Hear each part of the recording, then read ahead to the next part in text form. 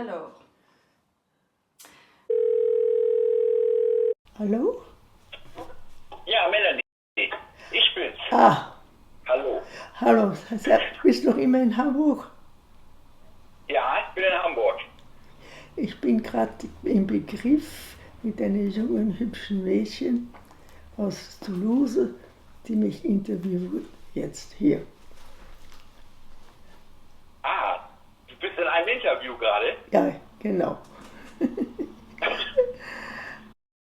J'ai par exemple assisté quand les troupes de Hitler sont rentrées à Vienne et qu'il y avait des milliers et des milliers de gens qu'on a fait venir de partout d'Autriche.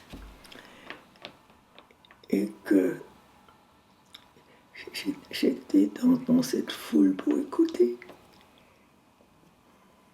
Et quand c'était terminé, je m'étais mis sur un banc et j'ai pleuré. Et puis un monsieur s'est assis à côté de moi. On me demandait pourquoi je pleure. Je lui avais répondu, ne vous voyez pas, ça veut dire la guerre. Parce qu'il ne s'arrêtera pas. Il va aller plus loin. Il était très étonné que si jeune, que j'avais déjà une opinion comme cela. Mais il m'a répondu, mais surtout ne le dites pas à personne.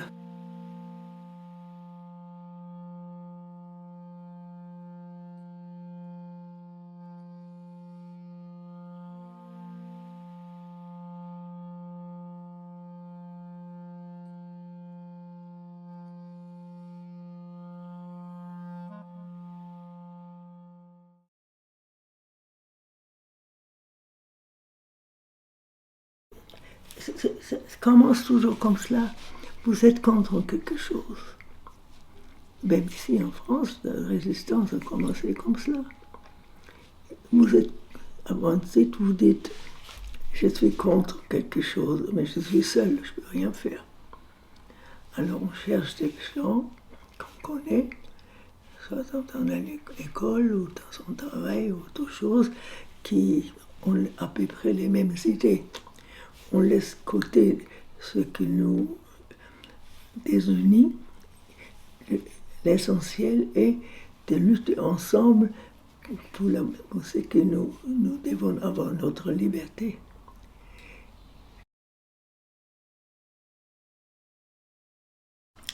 Donc j'étais en pleine lutte, je comprenais à moitié les choses, mais ça m'intéressait énormément parce que je trouvais qu'il faut changer le monde. Absolument. Oui, c'était un vaste programme de changer le monde. C'est pour ça que très très tôt, j'avais la chance de vivre dans un HLM, donc un jeune couple qui était pas tellement de différence d'âge, 4-5 ans, mais c'est beaucoup à ce moment-là, qui m'ont aidé. Parce que quand j'ai demandé avec mes parents, m'ont toujours dit, quand tu es grand, tu verras. Et qui m'ont beaucoup aidé, qui m'ont donné des choses à lire, et que je me suis donc très rapidement, dans notre quartier, installé dans un groupe antifasciste, puisqu'il y avait déjà énormément de nazis en Allemagne comme en Autriche. Il ne faut pas du tout oublier cela. J'étais influencée évidemment parce qu'on est toujours influencé un peu, surtout quand on est jeune. Mais en lisant en même temps, j'ai commencé à me faire moi-même des idées. Parce que j'avais envie d'apprendre, j'avais envie de connaître. J'ai été à l'école que jusqu'à 14 ans. Donc, et j'avais un père très ancien, enfin, idée des anciens. Une femme ne doit pas faire des études. Elle doit faire de la cuisine à la maison. Moi, je dis que je veux absolument refaire comment dirais-je, des études parce qu'on pouvait faire dans l'université de Vienne, il y avait la possibilité pour des jeunes de pouvoir continuer les études. Mais mon père m'avait mis quelque part où je dois travailler. Alors je lui ai mis, il fallait 3 ans pour avoir un certificat en étant devenue corsetière. Alors j'avais fait quelque chose avec mon père. Si j'arrive à faire ça en 2 ans, au lieu de 3 ans, est-ce que tu me laisses faire inscrire à l'université pour que n'importe quelle chose que je veux faire, je voulais faire d'abord, en première, d'abord avec des enfants, avec des petits enfants. Mais après, quand j'ai commencé à lire, surtout, nous avons eu la chance d'avoir un Freud de psychanalyse et que ça m'a toujours très intéressé. J'ai beaucoup lu là-dessus et de faire la psychanalyse. Parce que ça, c'était une chose où on peut aider sans pouvoir faire des études très poussées. On n'est pas besoin d'être docteur. Et ça, c'était mon idée, mais malheureusement, comme j'étais active dans ces groupes antifascistes, on commençait, je ne peux pas faire les deux choses. Il fallait lutter d'abord contre les idées des nazis. Quand déjà à Vienne, on faisait le travail, on faisait comme maintenant, on fait des choses qu'on ne comprend pas. On mettait à bas Hitler, etc., à bas les ossofascismes, etc. Mais quand il y avait quelqu'un qui passait, on faisait comme si on s'embrassait. Il fallait toujours avoir une fille et un garçon. Donc, comme mes parents étaient d'origine juive, mais pas pratiquants,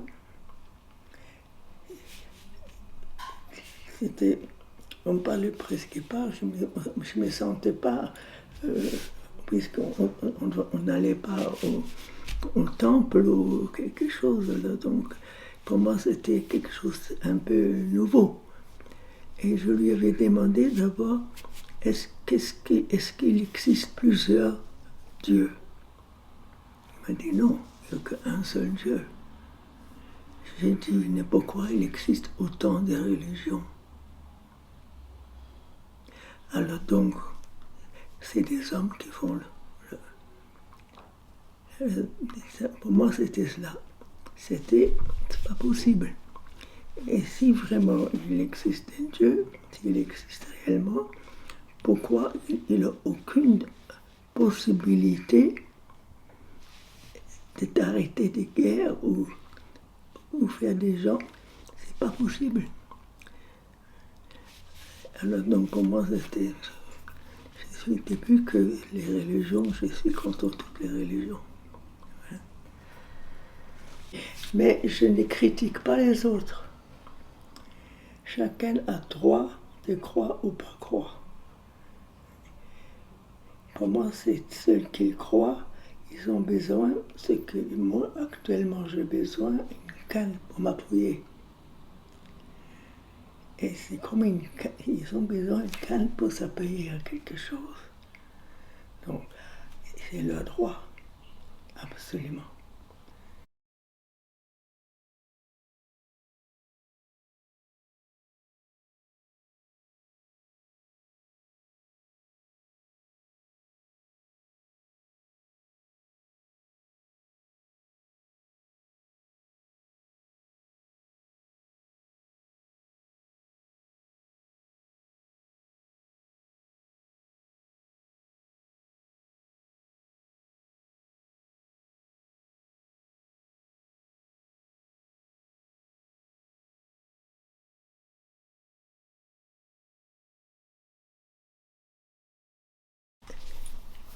En France, d'abord, j'étais la première, j'étais la plus jeune et la première femme qui était émigrée. On avait des couples qui sont restés. C'est ce qui avait où les parents étaient d'origine juive, on a dit qu'il faut qu'ils partent les premiers. Parce que ça joue quand même après, parce qu'on savait très bien qu'ils vont être. Mes parents avaient été expulsés de leur logement, etc. Et on savait très bien que. Alors donc, comme ma mère était d'origine hongroise, mes parents sont allés en Hongrie. Et ma sœur, qui était un peu plus âgée que moi, pouvait légalement aller en Angleterre comme femme de ménage. À ce moment-là, il y en a beaucoup de jeunes, il fallait avoir 18 ans.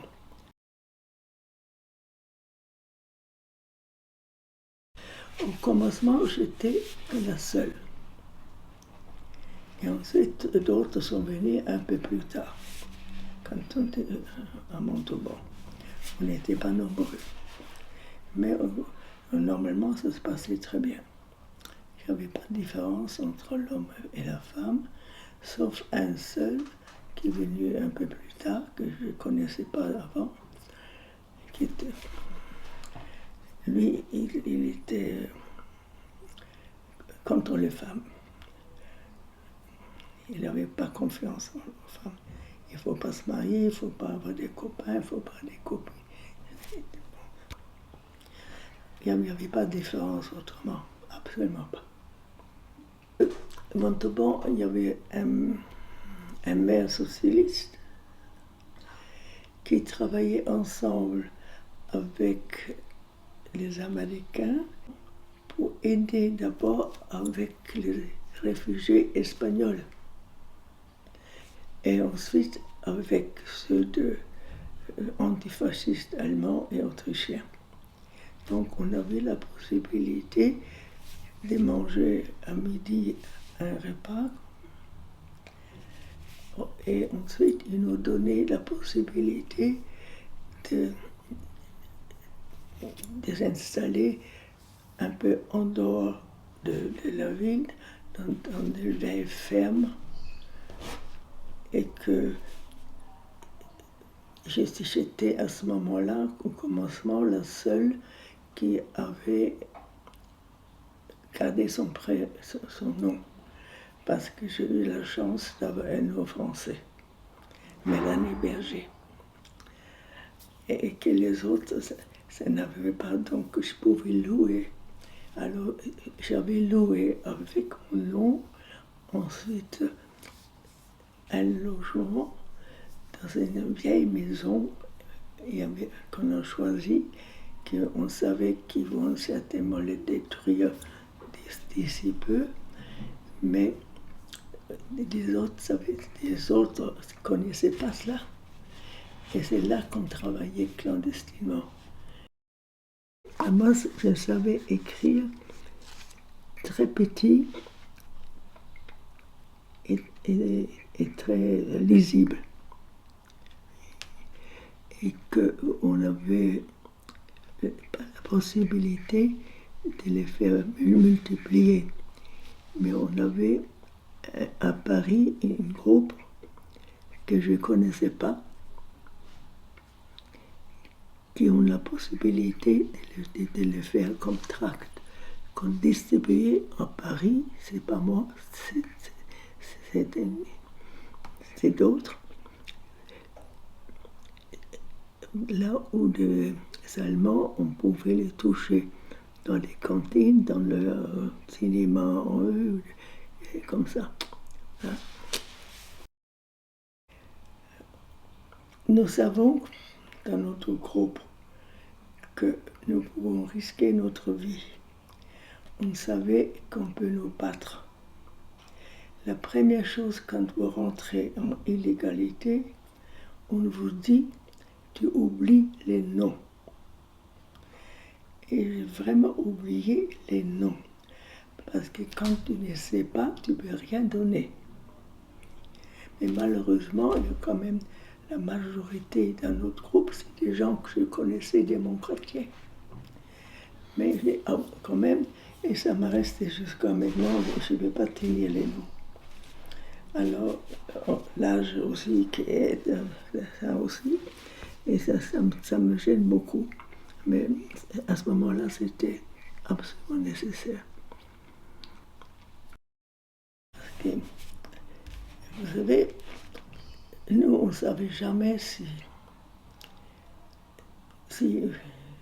quelqu'un nous suit, si on vit continuellement sur ses nerfs. Absolument. En plus, je ne parlais pas le français. Dans notre groupe, il n'y avait qu'un seul qui parlait le français. Et qu'avec, même avec des faux papiers qu'on se faisait, ça c'était. Je ne pouvais pas ouvrir la bouche. Absolument.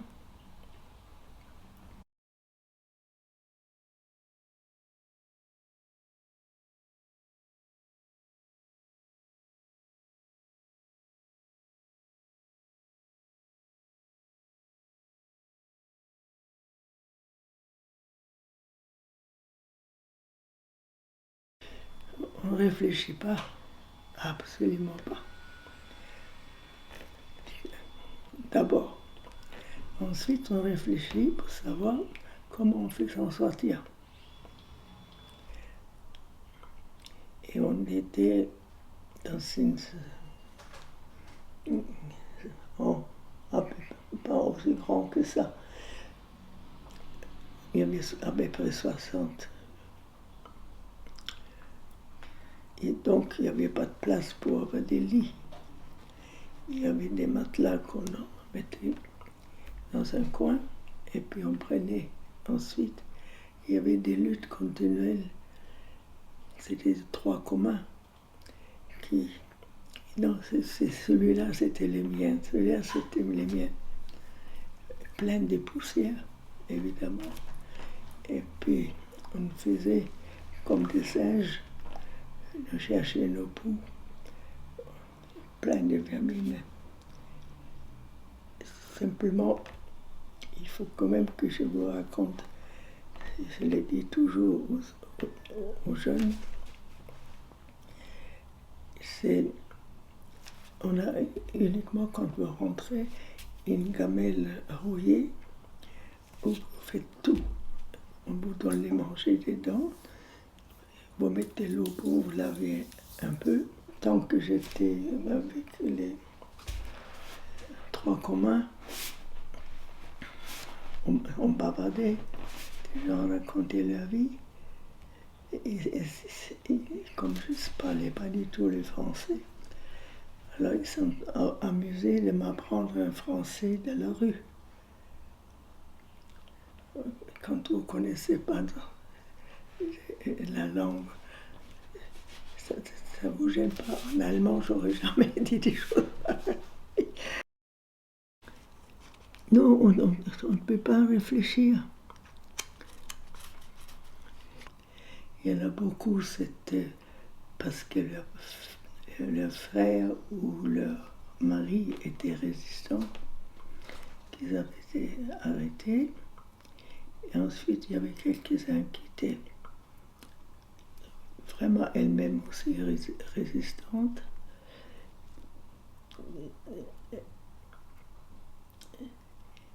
Et pour trouver ensuite, on bavardait, on racontait notre vie. Hein. On n'avait pas beaucoup de temps, des choses dédiées à autre chose. Et que j'ai retrouvé à un moment donné une autre chaîne qui avait déjà lutté dans la guerre d'Espagne et qui était stalinienne. Parce que j'avais aussi des idées communistes, mais anti-staliniennes.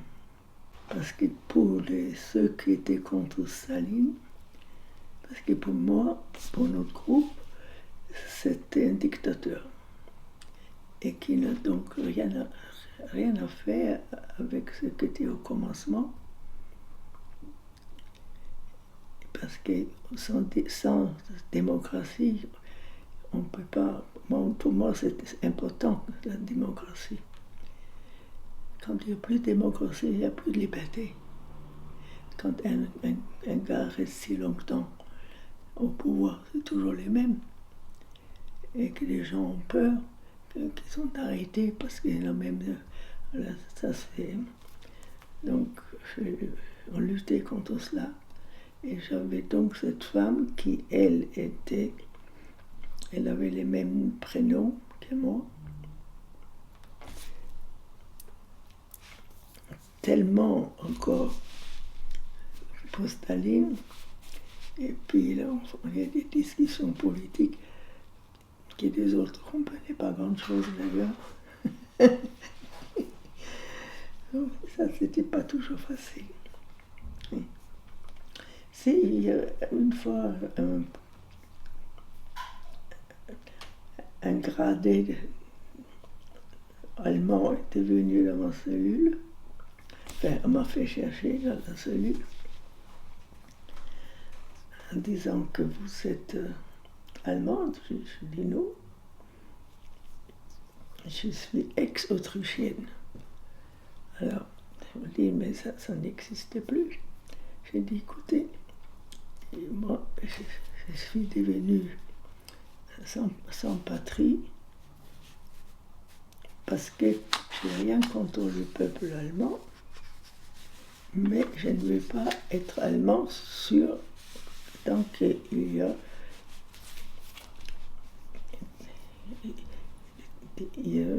le régime hitlérien. C'est quand même formidable ça.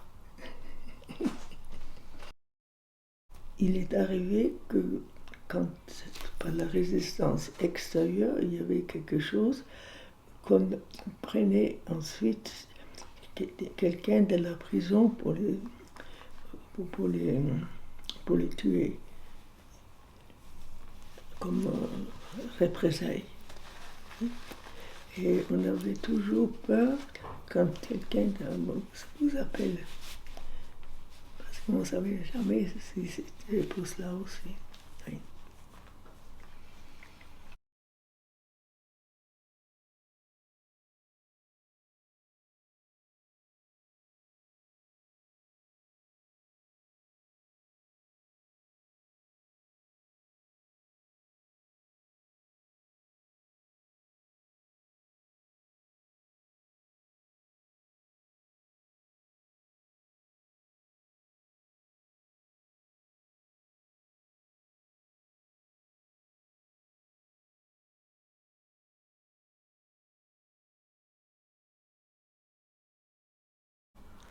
Très difficile.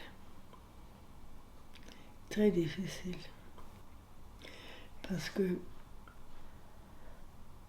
heureusement que j'ai eu des amis qui m'ont aidé un peu, parce que je ne savais pas ni où coucher. C'était très difficile.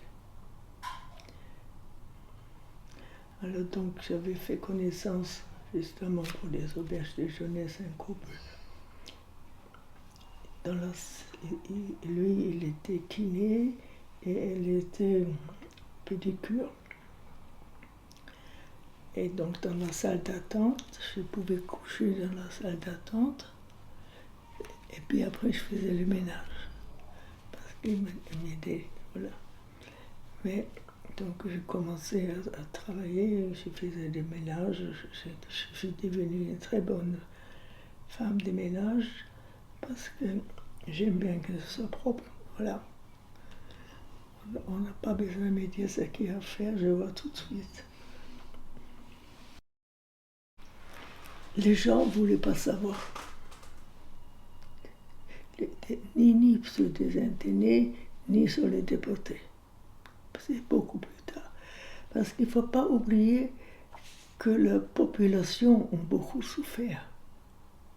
Ce n'est pas simplement nous, dans la prison ou dans les camps, les populations aussi, en dehors des très riches, avec marché noir et tout, ils se sont enrichis. mais les peuples, non. Donc, je comprends qu'ils ne voulaient pas, ils voulaient libre. On est débarrassé des guerres, etc. Ils avaient envie de tout oublier.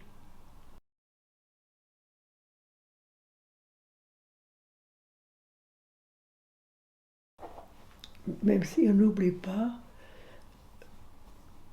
c'est tout. Je me suis, quand je regarde maintenant évidemment c'est différent, quand je regarde ma vie, alors je peux dire que consciemment, je n'ai jamais fait mal à quelqu'un. Peut-être, sans savoir, j'avais peut-être dit des mots qu'il ne fallait pas, mais j'avais toujours, je peux m'en aller tranquillement. Je crois que j'ai fait ce que je voulais faire. Moi, j'ai fait ce qu'il fallait faire, mais j'ai fait ce que je peux, voilà. Je n'étais pas responsable de quelque chose, j'étais trop jeune, mais une petite goutte, je me prends comme une petite goutte, mais beaucoup de petites gouttes peuvent faire des fleuves, voilà. Et aujourd'hui, de parler de tout ça, qu'est-ce que ça vous fait ressentir? Je peux parler uniquement en faisant comme si ce n'était pas moi. Parce qu'autrement, ce n'est pas possible. Tout de suite après la guerre, je n'ai jamais dit que j'étais résistante quand je travaillais. Absolument pas. Et vous l'avez dit à partir de quand que vous aviez été résistante, que vous avez été internée? C'est mon mari qui m'a poussée. Évidemment, je me suis occupée de beaucoup de choses. Mais d'abord, j'avais envie de vivre comme tout le monde, de ne plus avoir peur que quelqu'un me suive ou autre chose. Et c'est ça, c'est resté très longtemps. Et j'avais pendant très très très longtemps de cauchemars. Ça, c'est exact. Mais la vie continue. Assez tard, j'avais 35 ans. J'avais trouvé l'amour de ma vie. Lui aussi, il avait 35 ans. Résistant également. Et on a vécu jusqu'à sa mort 55 ans d'amour. Et il n'y en a pas beaucoup qui peuvent le dire. Donc j'ai eu beaucoup de chance. Et que j'ai une chance aussi que j'ai pu me payer ça. Je suis bien installée. Je me trouve bien dans mon logement. J'ai beaucoup d'amis. Une très grande famille de cœur. J'ai énormément de chance. On ne sait pas du tout que ça va être. On n'est pas loin d'une troisième guerre mondiale. Et on continue de se faire des guerres, on n'a rien compris, absolument rien du tout. C'est ça qui est terrible. Mais si je n'avais rien fait, on m'a déjà posé ça. Je me sens été responsable de ce que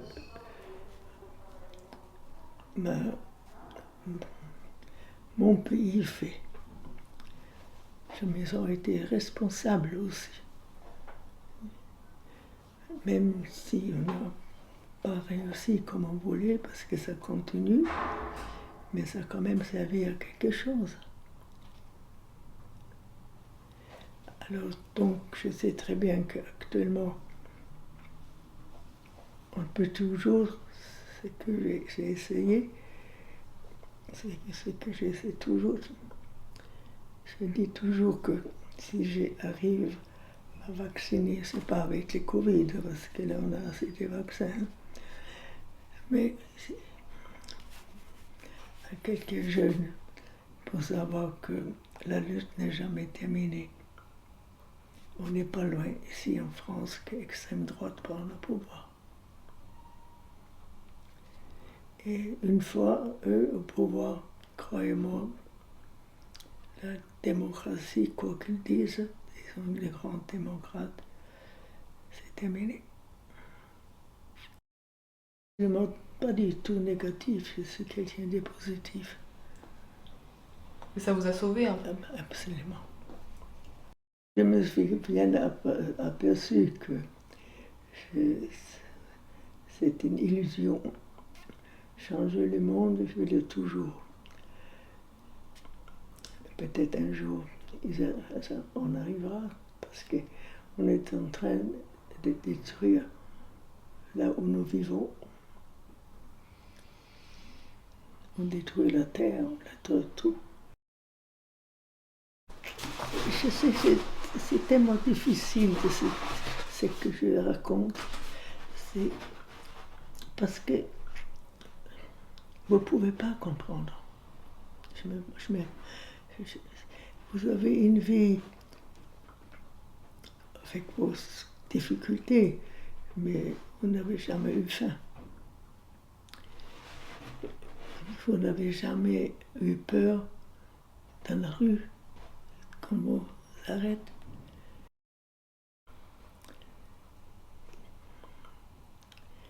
Mais de l'autre côté,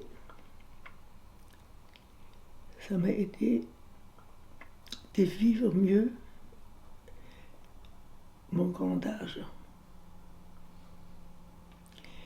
Parce que en passant par tout cela, je suis contente parce que je ne suis pas en prison. Alors les petites choses, comme des fois, c'est papa, tu dors, tu es en liberté.